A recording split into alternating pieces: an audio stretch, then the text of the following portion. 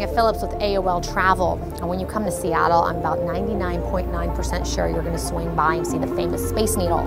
It's an iconic landmark here, and even though it's kind of touristy, it is definitely worth the trip. The views are spectacular of downtown Seattle, the bay, and the surrounding mountains. 605 feet tall, built in 1962 for the World Fair. If you're scared of heights, you're going to have to get over it, because this place is worth it.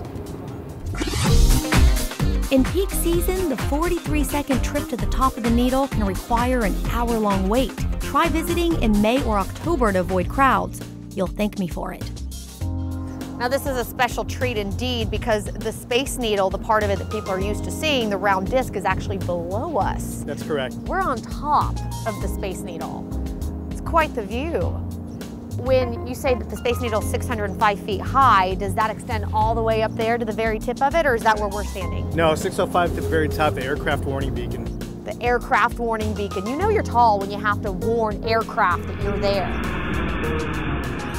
So all that staring out at stunning views is likely to make you very hungry, so you can head on down, and just below the observation deck is Sky City. It's the restaurant in the Space Needle. It is the oldest revolving restaurant in the world, and it moves. It makes one full revolution in just under an hour, so you can come down here and get some snacks, but I highly recommend you get a reservation, because it is also one of the most popular restaurants in the country.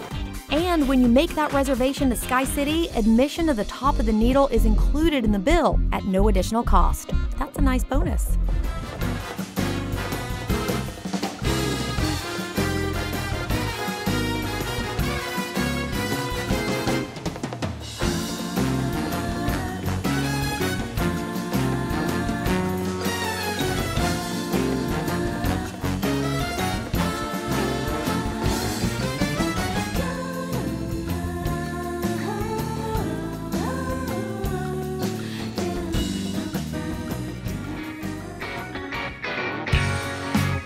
If you're in a music and or sci-fi, the Experience Music Project is a must-stop on your list of things to see, and it's right next door to the Space Needle, so you're probably on your way there anyway. $15 is going to get you access to see really cool stuff like guitars played by Jimi Hendrix, Kurt Cobain, Eric Clapton, and on the sci-fi side, they have Captain Kirk's chair from the original Star Trek series. Who doesn't want to see that?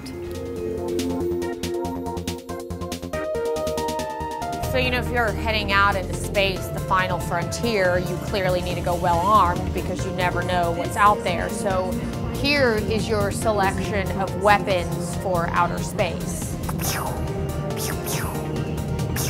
I wonder if they have space pepper spray.